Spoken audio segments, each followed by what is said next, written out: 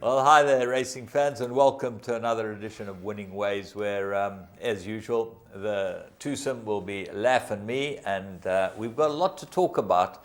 We're going to start with a bit of rugby because the Six Nations started on the weekend, and I know Laf watches the rugby. And what did you make of that lot? Yeah, it's going to be tough. All three games were very close. English looking, everyone thought he'd go with the youth. He went with the experience, and they managed to beat the Scottish 15-9. Tough game. Best part of the Scottish game is their anthem. The rest is puce. Yeah, let me tell you, they've got no vision whatsoever. Do you know There's no direction. James, before you've been too critical of the Scots, and you get mugged down the street. I'm trying to save you from getting mugged here. They've got a very small pool of players to pick from.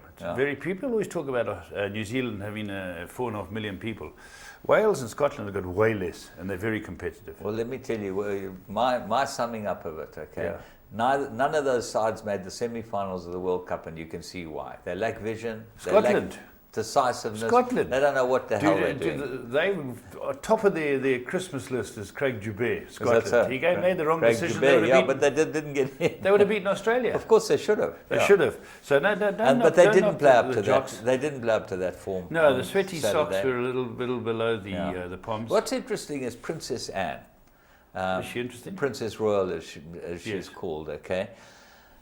She's born in England. She's actually English. Yes. Okay. But she's the patron of Scotland. Yes. Now, when they sing the anthems, okay, yeah. God save the Queen, they're saving her mother. Okay? That's right. But she's on the other side. Well, the royal family spread it amongst the UK, James. That's what it's all about. What does the coach of England sing? No, he's advanced Australia fair. What was interesting was who was singing the anthems, because there are a lot of people not singing the anthems. Do you remember what trouble our players got into for not singing anthems, not singing the South African anthem? Doesn't matter where you come from. You've got to sing the South Then you've got to play for Spain. They've got no words in their anthem. There's 4 countries who've got no words in their anthem. Spain's one of them. But James, my beloved Ireland, 16 all, tough game. Oh, gee. They looked like they had it absolutely under control until halfway. Yeah. They were leading by 10. They 13-0. They looked like it's their game. And then just... the Welsh are nuggety. You know, the top teams in the world have all got Kiwi coaches. Yeah. They don't make too many mistakes. And then James, I'm the best TV France coach. France escaped against in the last minute, got a penalty. But at the end of the day, the rugby is moderate. You watch the Super. Who's going to win the Big Six? 17? Who's going to win the Six Nations?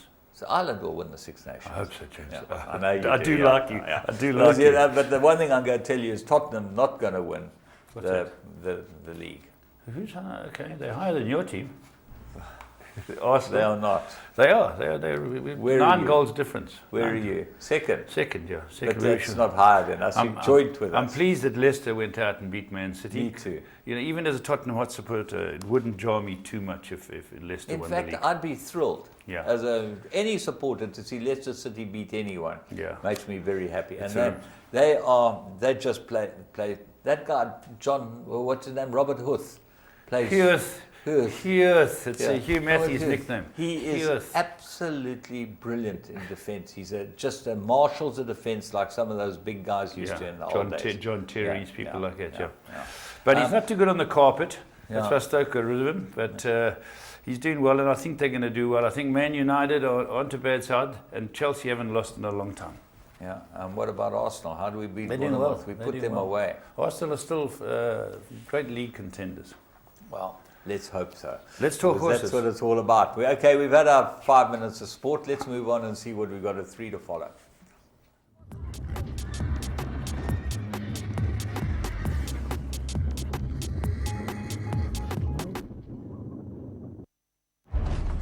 And they are off in the Travers. Flower Alley is the winner. His dad, distorted humor, he's probably one of his best sons at stud. I'll have another, wins the Derby. I'll have another in the Preakness. Lilacs and Lace, 48-1, upset. He's just a big, strong, leggy horse.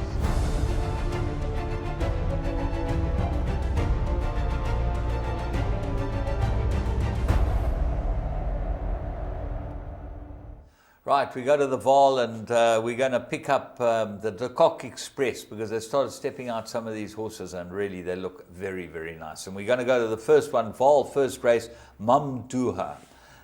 Ran a cracking race, big, strong filly by All American. She looks like a nice filly. I think she was undone by the going down the middle, as the races will show later. Let's go and pick her up. Yeah, this is a sparkling debut. I thought she was going to win. The talk was out that she could run. And she gets beaten by a very nice horse called Arm the Fire, who's on the Black Silks 3 off the right. Just slightly slow out as Mamdouha James, but soon gets up to the speed. And going through the junction, I thought there'd only be one winner.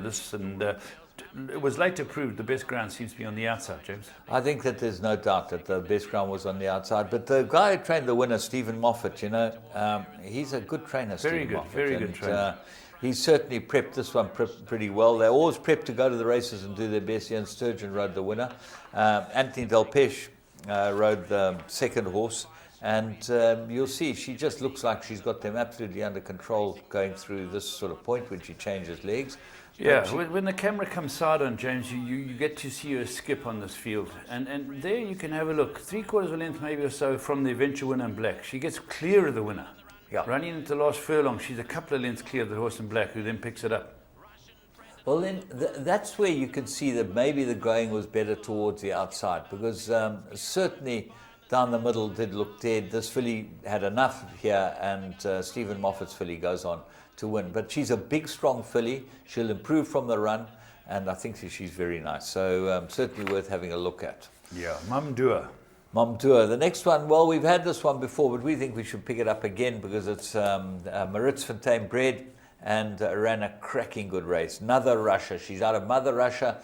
She's by Tiger Ridge. Let's go and pick her up at the start. Right. Well, James, this is people remember Mother Russia, the similarity in the name. Mother Russia obviously was a very good Windrush filly, top Windrush filly. Yeah, but the similarity is, look at the face. She's got that big white face as well. That's right, Mother Russia had a big white face. This one's a chestnut. Tiger Ridge throws a lot of good chestnuts. That's right. Maybe she's Noah from Goa being a case in example. Yeah. Okay, let's go and have a look at her. I think we got enough.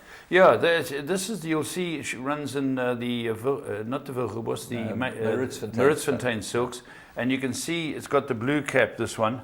This is the other one in the stable is a horse called Dally, running for the same ownership down the left. So the one we found is the white face, as Jim mentioned. Behind the winner, who's got the white blinkers, the winner is a horse called Run Along, who wins a very good race and basically dictates from the front. Yeah, Paul Peters' runner, certainly had form, and she gets into the best going. You see, the best going is definitely on the outside here, and you'll see that she skips away. But Mother Russia runs a really, really good race. Craig Zaki rode her for Mike de Kock. She's, as I said, by Tiger Ridge, and nice filly. You'll see her, the white face, you can't miss her. Right on the outside, and the white blinkers in Costa's colours. Yes, that's right. He's a good supporter of the Paul Peter yard. I heard Paul say that.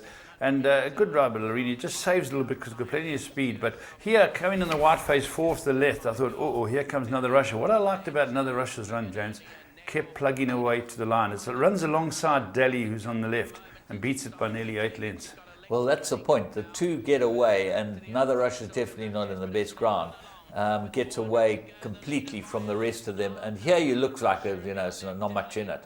But when you end up going back and having a look and seeing that there was 9 lengths between the second and the third horse, then you realize exactly how much distance they put between themselves and the rest. So it was a good win for the winner. She's had 4 runs. The blinkers obviously improved her. And the second filly ran very, very well, and certainly worth having a close look at. Yeah, correct.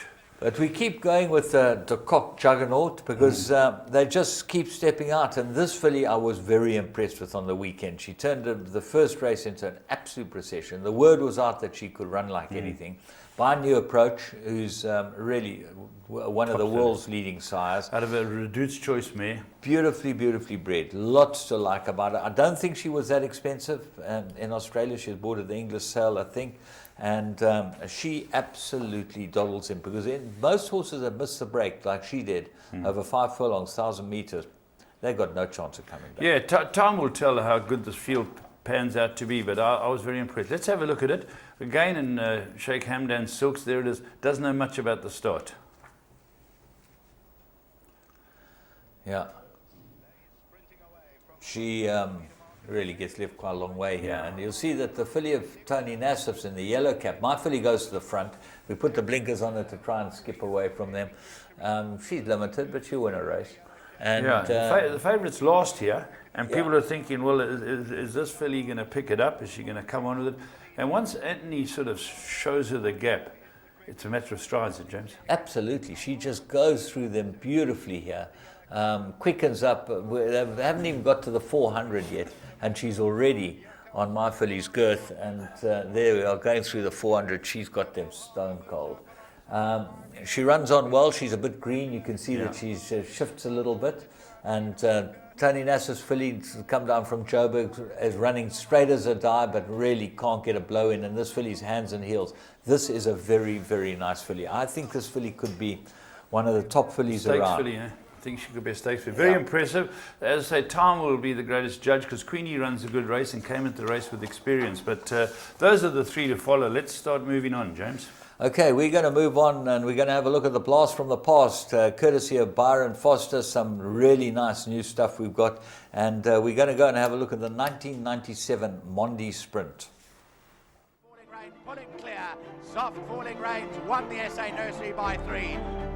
Racing in the 2000 Guineas. Gates fly and they're racing in the Godolphin Mile. They're off and racing.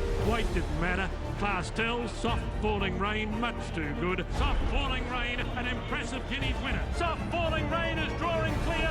He's made it 7 out of 7 by winning here today. But it's soft falling rain who is powering away. We'll see out the mile in style. A high-class performer wins the Nay of Joel Stakes.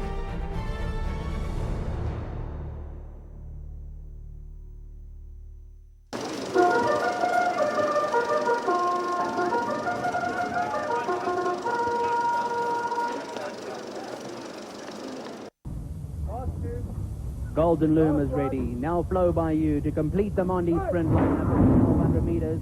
Runners, 10s on their way then from that 1200 metre marker, and along the centre of the track, July Day hopped out well. Golden Loom, Turbo Star towards the outside, Jungle Messenger, Planetary Music. They've been followed then by Cape Hunt in the all red colours down the left-hand side of the blue body. Casey's Honours in behind those runners. Flow by You's racing about 5 off the leader. There's still a couple away to Special Preview. Divine Forces racing about 8 or 9 off the leader. He'll more than likely come to the extreme right-hand side of the track. 400 to go. Golden Loom, July Day on the inside. Harry's Charm is racing into third. Turbo Star in the orange. Planetary Music trying to run on as well. Divine Forces on the extreme outside. A Special Preview. They got 200 metres to go. Harry's Charm, the filly, running on strongly at July Day. Golden Loom. Here comes Divine Force on the grandstand side. The filly, Harry's Charm's in front. It's Harry's Charm, last year's winner, in front under Jolly Gerodis, and she's going to complete the Mondi double. Harry's Charm, the filly, has won it from July Day. Divine Force behind that.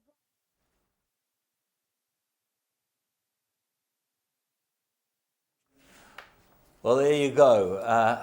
Mondi Sprint, as it was known then. Mondi were at the party. And Was that Thorpe and Zeeman? Thorpe and Zeeman, yeah. I think they organised. They're still about as breeding. They've been with Mickey at Summerhill for years. Yeah. This horse of theirs could really run. July Day, Group 1 winner for Tony Rivlin. Divine Force, Group 1 winner. That's right. David Ferraris. Golden Loom, he was... They were sprinters in those days. Getting to the end of his career, but geez, there were some quick horses around there. And July Day, certainly for all intents and purposes, looked like he had it won until the last... I think it was Charlie 100. Good's colours, if I remember rightly. Could easily have been Charlie Steve Stalese, people like that were involved with that. That was Tony Rivlin's, So that was... Mark Azzi trained the winner. Michael Azzi, absolutely, Mike Azzi. And Johnny Gerodis rode it, as you heard from the commentary. Where's Johnny G these days? Johnny G is, I think that he's flourishing. Oh, well, that's excellent. That's always good news. That's what it's all about. I like to flourish. He's flourishing. Thank you, James. That's it. I'm glad you got that update, but in the meantime, we've got to go and watch some American racing, so we'll be back.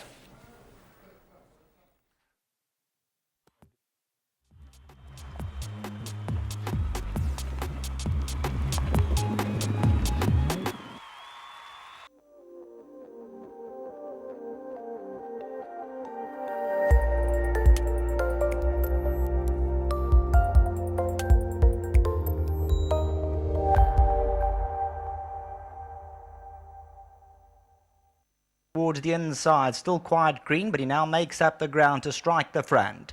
3:50 to go. Spanish Captain hit the front. Here comes Roy's Ambassador, and Buster Brown's running a big race. Spanish Captain's got to dig down. Ferdinand the Bull. Buster Brown's coming home. Spanish Captain and Buster Brown the last 100. Spanish Captain is digging down deep, and it's Spanish Captain doing as he is bred to win by a length. Buster Brown second. Ferdinand the Bull. My name is Bond. Spanish Captain still very, very... Yeah, well, this Tony Riverland inmate looked an absolute bomb on the weekend. Friday night, you want to get your expenses. You had to have an Interbet account to get even money about this horse, and you could have got tons of it. He started 8 to 10, 15 to 20 with your local.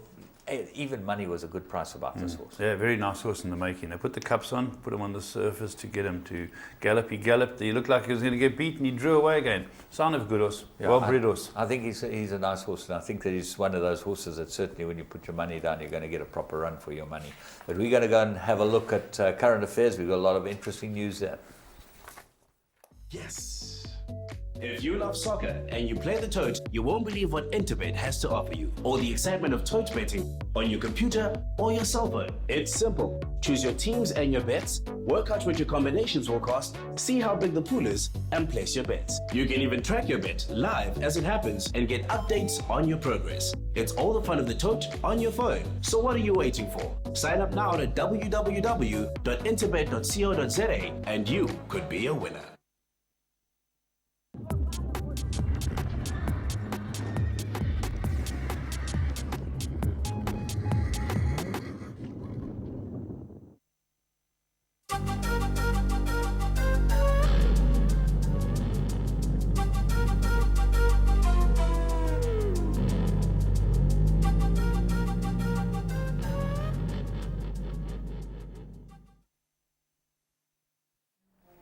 Good to see the Val de Vie advert as we talk about current affairs, James. I hear that, yeah, just talking about that, I hear it's a good time for you to buy your girlfriend a horse, or all those girlfriends. That's right, all my girlfriends. Yeah. Valentine's Day, yeah. Fantastic. Maybe they'll all buy yours. But you never know. It's supposed to be secret admirers, James, but if you want to buy, go down to Val de Vie and buy your girlfriend a horse. Yeah. It's at the sale down there on the 14th of February. But let's get into current affairs. There were two stakes races, both of them up on the Haarveld.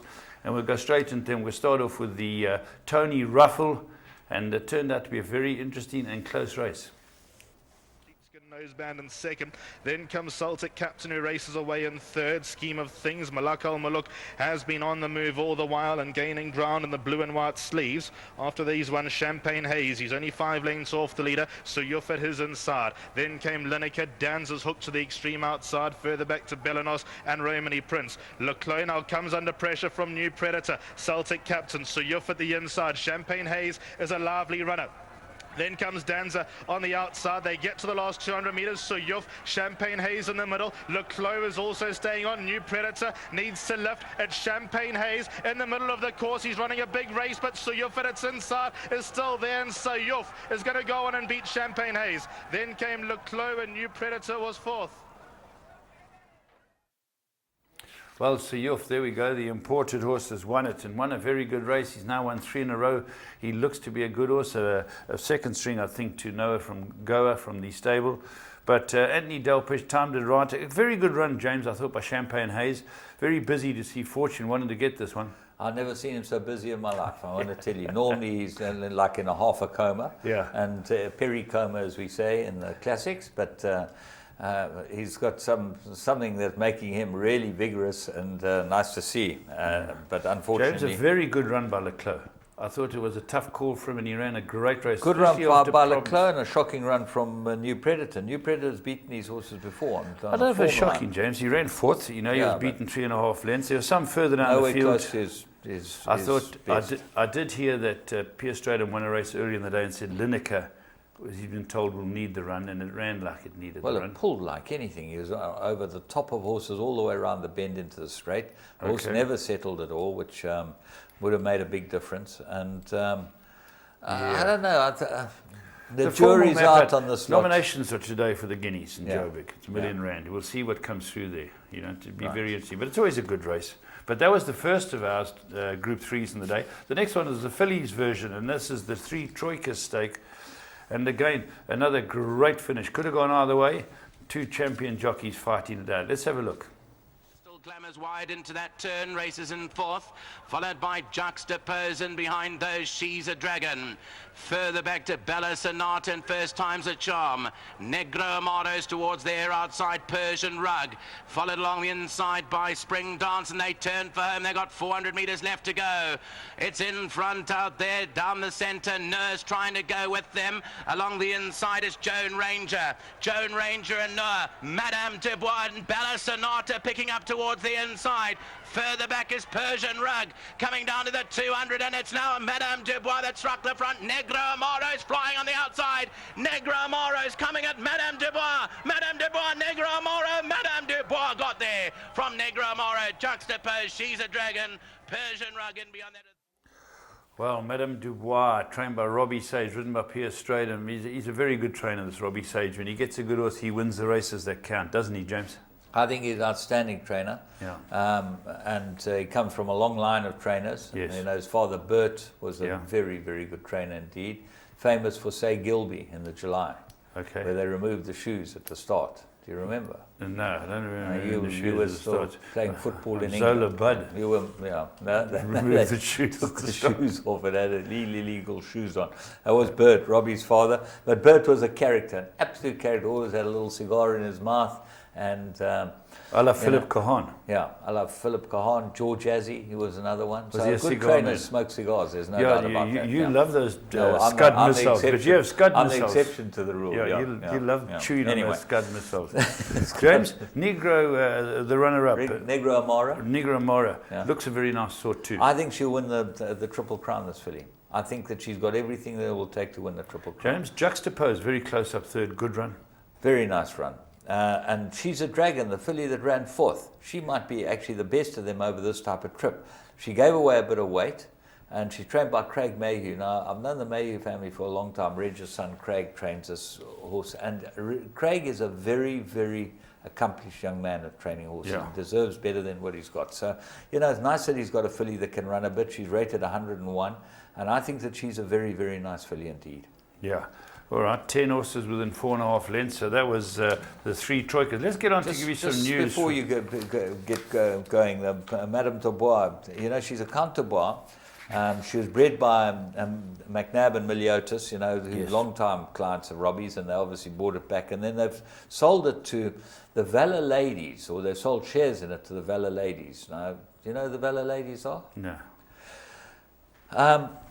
Do you know them? Yeah, Morgan Jones, okay, an American woman. She's Bretton Jones's wife, I think. They own a big stud in America. Okay.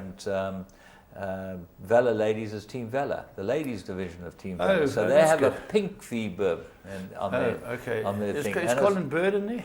Nice to see them. Colin's involved, and the Sings always, and Team Valley. You know, so it's a team that's got involved in this filly, and really good to see them win, because you know Team Valor is a very important part of our strategy in this country. And just talking about that, there was word that we might be on the right track with getting horses out of this country. Have you heard anything? I've just heard about the Asian conference, and Mickey spoke very well, and. They've obviously had, well, I shouldn't say obviously, they've had another vet from Australia, I think it was Sturgeon or something like that, who spoke very favourably. It all looks promising, but it has many times. So I'm reluctant to get too excited, but I believe the feedback's very positive, James. Well, let's hope so, because certainly we need to reward these people who've put lots of money, faith and time into our horses from overseas. And there are many of them, many overseas clients who really spend a lot of money and time here and support this industry. And if we could get their horses out this country, it would burgeon. It would just take off. Yeah. You know. Yeah, everyone would be a winner if that could get sorted out. Let's move on to other news that have been going around the racing circles. Let's start with an interest in this country, James. We have that Flower Alley as a stallion down at Wilgebos. a Group 1 winner in America this weekend. Yeah, another Group 1 winner. This is his third Group 1 winner, Luke Sally. And he won at Gulfstream Park. He won the turf handicap. He's only run 3 times on the turf. It was his third start on the turf. And very interesting, he won a mile and an eighth. His start before this, he ran second, just got beaten his first run. He's a Canadian horse. Yeah. And he's a sovereign winner in Canadian. You know, they have a sovereign awards, which is like our Equus Awards and you know, the Cartier Awards. And he's being considered for the Dubai turf, okay, over a mile. They're thinking, or the 1800, they're thinking of running him in that race in Dubai. And his trainer, Josie Carroll, says they'd really like to see him. But he's a really, really good horse, this.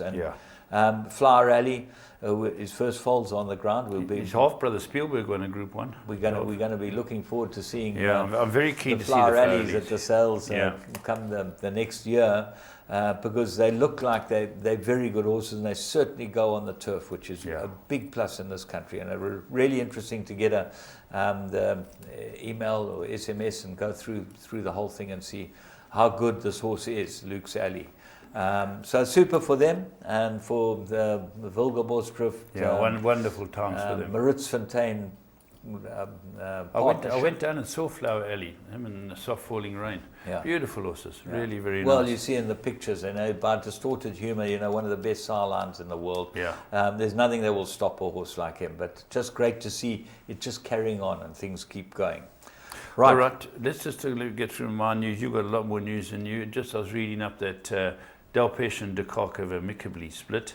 Now that is, it's a hell of a situation. Champion trainers, champion jockey going their own ways. He's going to go freelance. And I just look back, Anthony's one of the leading riders in the sense he's won the Vodacom Durban July 4 times, same as King Arthur Marcus. 3 times for Mike. And 3 times were for Michael. That's when I think you can feel it, when you haven't got a big yard in the big races. But the point is that I think that, you know, the way these things go, and I'm sure this will be the same, is that they'll find a stable jockey who'll ride, and Anthony will still be getting rides for them. You know, big races and that, when you need a top rider, you're going to be using him. He's the best around. You know, he's certainly leading in the championship. top 5 in South Africa every single year. You've got to put him on. So, you know, if he phones, he gets the consideration. He's a top rider. But it's interesting. That's the dynamics of life. Okay, people fall in and fall out, and what happens is you see greener pasture somewhere else, one or the other, and you move on. You know, and I don't think it makes much difference to any of us. I also read that Alistair Cohen's in the running. To become a replacement for Trevor Denman. I really hope he gets it. I think that he's a tremendous talent. We've got some fantastic commentators in this country, and he would be up there with the best of them. And I would think his age is on his side. He's an erudite. He's got a lot to offer. Got a lot to offer. A couple of things quickly. Magic Millions receives an award for South Australian thoroughbred breeders at their horse awards for running the Adelaide sale. They've been running it since 2000. You're going now to Perth. Perth 15th and 16th. Adelaide's in the middle of March. Really good sale. The rest, Hong Kong Jockey Club, 6th on the World Charity Index. They put 3.87 billion Hong Kong dollars, which equates to 341 million rand. Pounds, okay, into charity. Now that shows what a tote's all about. If we could have tote, and we could have full support of our tote, and this whole tote thing can go through with this hub in Isle of Man, things could be very good. So you had a bit of feedback on Mubtahij. Yeah, he's on the way for the World Cup. They think he's a real live World Cup horse, and I think that there was no unhappiness with his run. I think that, you know, he's come back from a long break, and he had a very hard season. I like the look of him, and I'm going to be going for him for the World Cup. I'm a supporter. That's what we go for. And just the other thing, Robbie Frad's got a ride in the Group 1 Randwick Guineas. In Australia will be his first big ride. So good luck to him. For that, we will be moving on, and Laf's going to be chatting to one of the up-and-coming young riders in KwaZulu-Natal and certainly South Africa, Keegan de Mello. This young man's making waves. It will be very interesting to hear a bit about his life from Laf and him to come.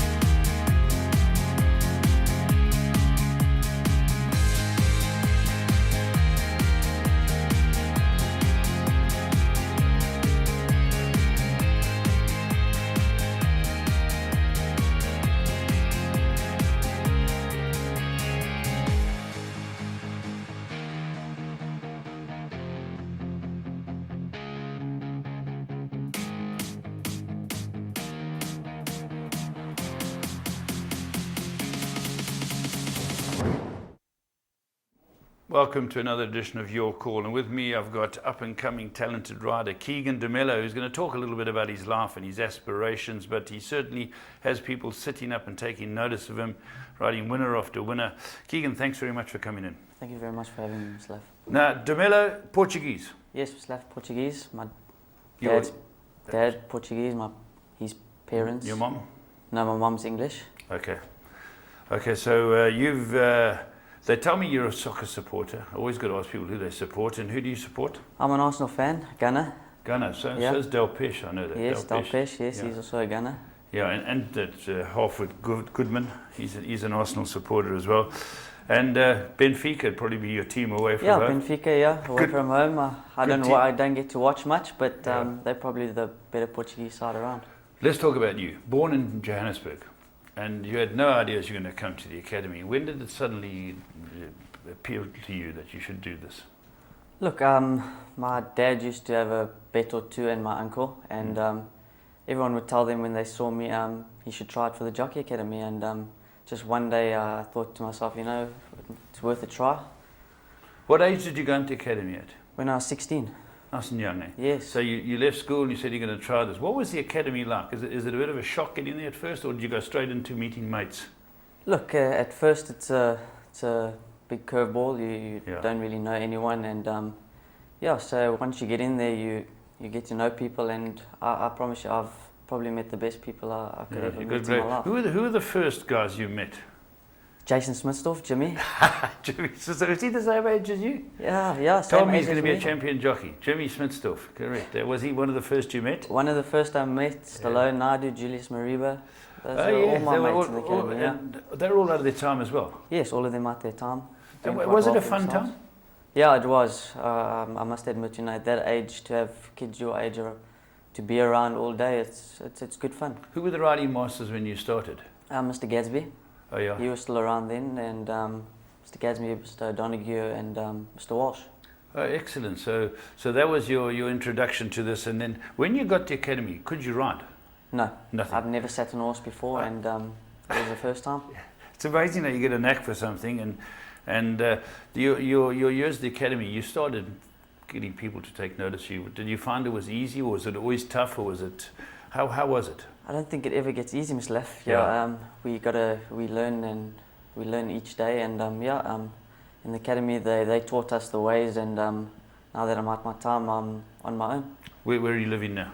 I'm up in Hillcrest, there by the Polo Pony Garage. Okay, good stuff. Point. Yes. Yeah. So now let's talk about who you're riding for. I freelance, Miss Leff. Wherever I can get rides, I try my best to get around, and my main support at the moment is obviously Mr. Dixon. He's been very good to you. Very, very good to me, and we got some nice up-and-coming horses coming up, and Yeah, that's you certainly have been booting on winners for everybody. Everyone's starting to notice. And I think what is for me a big plus is your natural lightweight. Yeah, that's always a nice thing, Mr. Leff. You know, I can ride the bottom of the weights and without even sweating, so it's a good thing. How's your diet? It's very unhealthy at the moment. Is it? Very, at least it's honest. Yeah, you're metabolizing well. How old are you now? You're 22? 22, yes. So you're metabolizing and things are going all right. Because you look at some of the jocks and have a look at Andrew Fortune's wonderful fat physique, and he's come back, and a lot of guys have to work hard, don't they? There's jockeys have worked hard to get their weight down. Yes, yeah. You know, Sean Veal is another one. He's a good mate of mine, and he went through a lot, and to see him back at the bottom of the weights again, it's probably the best thing ever. Amazing that he's turned it around, and even Andrew Fortune, he turned it around. I remember the bigger bone people, the Bernard Fay Derbs and people like that, they must be tough for them, you know? Yeah, it must be, because I can't imagine going without a good takeaway once a week. So you have takeaway once a week. You're talking about food? Yeah. Okay. Now, let's talk about, well, I've passed on your diet. I want to just have a look. When you go into jockey room there, from your initial days, I'm still talking academy days, who were the guys you looked up to? Kevin Shea. Shazy. I was legend, a big fan of him, and I did his kit for 2 years. Character, eh? Yeah. You never knew what you were going to say next day. Yeah, never do. Everything's a... Was he easy enough to work for? Very, very easy, Mr. Lav. Did he give you some advice? Every single day. Is that right? I worked with him, he gave me advice, and yeah, he's a very nice man. And he's still there because he's a TV pundit now. You can always ask him about it, because I know Brandon Arena had asked me when I spoke to Shazi about it. So he's a wonderful mentor. Yes, very. He's done well, and that's someone we really want to look up to. Okay, that's very, very interesting, eh? Now, I wanted to ask you about, I've written a word down here, your finances. A lot of people say when a jockey or an apprentice comes out of his time, he's got the stage where some of them have been successful, have a lot of money. But your mother's a financial manager. Yes, my mom, she finances cars and all, so she's very good with money, and she controls all my money, and yeah, I'm really grateful for that because she's done a lot for me. Yeah, that's very, very good. What do you think of Praveen Gordon? Praveen Gordon? No, I'm kidding. You're going to have to watch your money. Sorry. Now, interesting point. I was speaking to Raymond Spielberg earlier, and he said I should ask you about what happened to your trips to Dubai. How many times, Abu Dhabi, how many times have you been overseas representing the academy or riding overseas? It's just starting for you? Yeah, in the academy, I was able to go to 3 different places, Qatar, Abu Dhabi, and obviously what was it like? Macau. Very, very nice, you know, good learning experience, and tougher tracks. Are they? Tougher tracks. Macau was very difficult to get used to. Is it a turf track that you raced on? Turf track, yes. And yeah, but you know, it was a lovely experience for me. I learnt a lot, and I'll forever be grateful for that. Yeah, and if someone came along and said, let's use Mark de Kock, I want you to come ride a horse, would you get on that plane immediately? If it's anywhere in the world? Without even thinking about it myself, I'd do it. In a New York minute, you'd be gone. In a New York minute. And you'd be out of town and you'd be over there. And it's wonderful because your career is starting to take a wonderful upward turn. And with people sitting and noticing you, you're going to start getting into better quality horses, feature races. Have you ridden at the Vodacom do in July? No, Muslef, I've had 2 opportunities. They both got eliminated, so it was one of those things. But look, that'll all come in time. I'm just grateful for all the support I get at the moment, and I'm trying to take it with both hands. Yeah, that's it. It's one step at a time. And let's talk about horses you have ridden. You know, who would you say at this stage are the better horses you've ridden? But no worries. Yeah, very good horse these days. He's got a very soft spot in my heart. You know, he was good to me, and won my first group race on him. Is that right? Eh? Yes, and obviously a horse like Ted Lester. When I used to work from Styles, he was special. Eh? He was special, you know. I won 6 on him. And another horse, Show Me the Way, African Dream. Felix the Cat. Felix the Cat. Group 1 filly, no day. And so trainers always aspire to win the Group 1s. Is it the same with the jocks? Yeah, has to be. You're looking at the group racing all the time? Yes, definitely. You know, I always try wherever there's group racing. I always try and make the trip up to Gauteng or Cape Town. It's good opportunities. Yeah.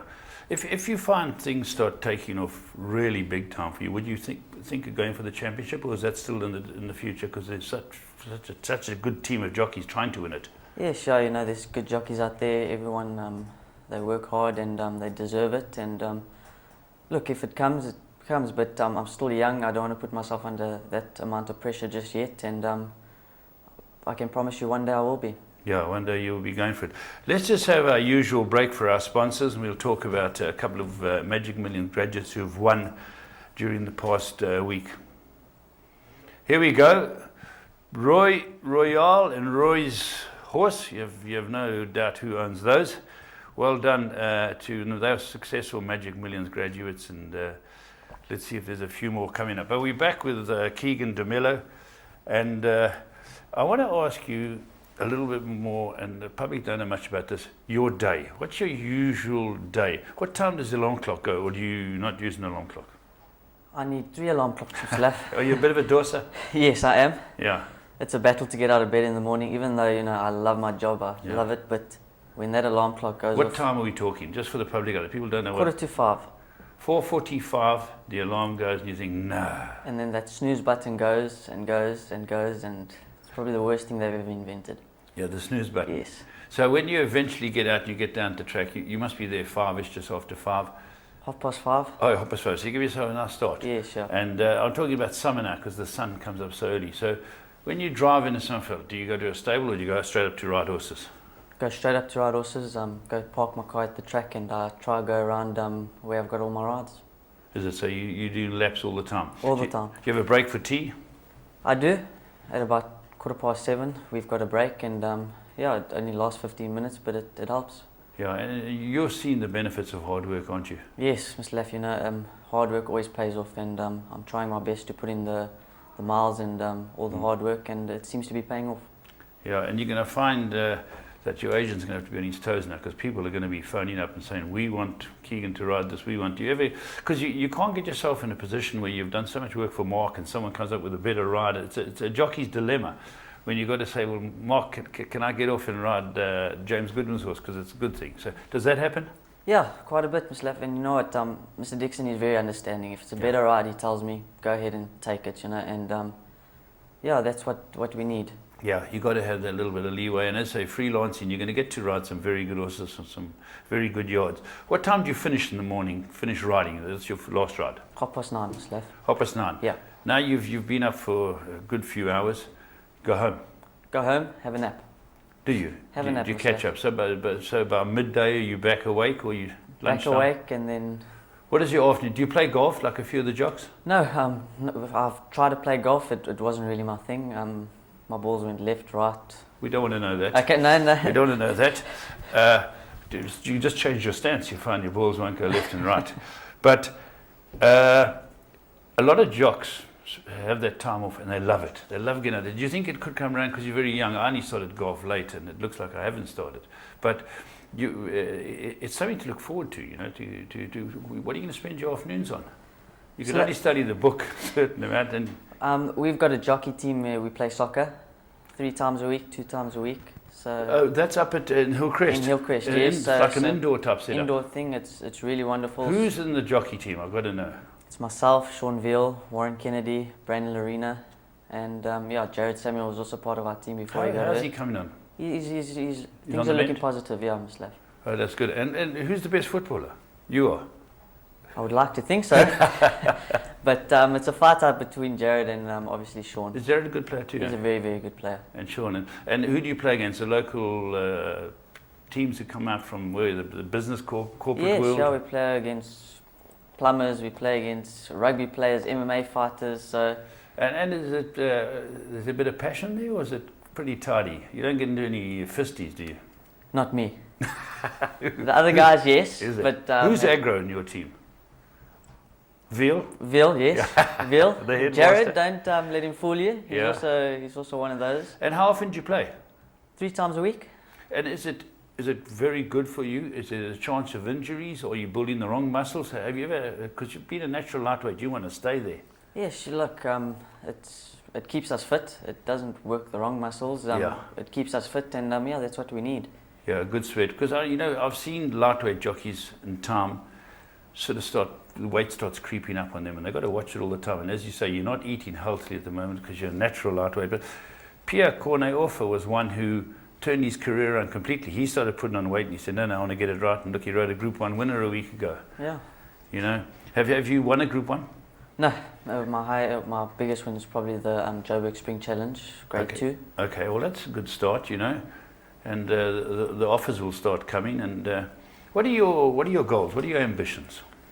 Slav, I just want to make the people I ride for happy, and obviously I want to be a champion one day. I want to travel the world. Yeah. So there's lots to look forward to. And a top jockey gets that, doesn't he? Yeah, 100%. Mr. Leff. When the opportunities come, we have to take it, and if they come our way, I'm going to be taking them with both hands. Yeah, if you just consider the likes of Pierre Stradum, Arthur Marcus, King Arthur Marcus, Anthony Delpech, Kevin Shea, Waiho Mowing, the amount of travelling they've done and the success internationally, it's wonderful. The financial part is great, but it's great to get that exposure, isn't it? It's incredible, Mr. Leff. I just went for a couple of weeks, and I loved every moment of it. And Carice Teeton, another Carice, one. he was my head boy in the academy. And, was he? Yes. And I can't believe that young Lorena was an SRC, and he ended up being champion jockey. Students Representative Council. Have you got an SRC now? No. No, he took the title with him. He took the title with him. Keegs, that seems to be just about it. Is there anything else you want to touch on? Slav, look, I'm just really grateful for being here today, giving me this opportunity to be on your show. Yeah, and I just look forward to the future. excellent. Wonderful having you on the show, and I have no doubt in my mind you're going to make it to the top. There we are, ladies and gentlemen. Keegan de Mello. Watch this name. I think he's the next big star on the horizon.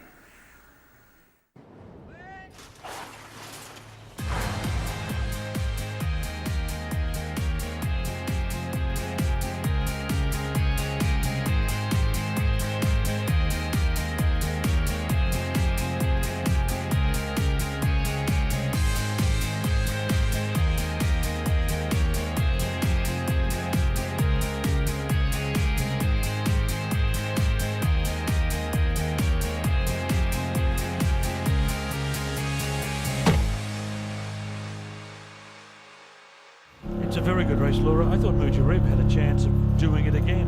Forey's Waltz moves in. He's taken over as international favourite in front of Ertagel. He's been well supported, and he is also picked 6 favourite. Forey's Waltz pounced on the outside, went to his stable companion. Ertagel battles back, but the South Africans are 1, 2 and 4 in the end. The real Forey's Waltz has stood up this season. Banadia leads. Anna Arobio is coming at him. The post is looming up. Anna Arobio lunged, and I think in the last gasp has won. Mike's a magician in successive races. It's at a cock 1, 2, probably 1, 2, 3.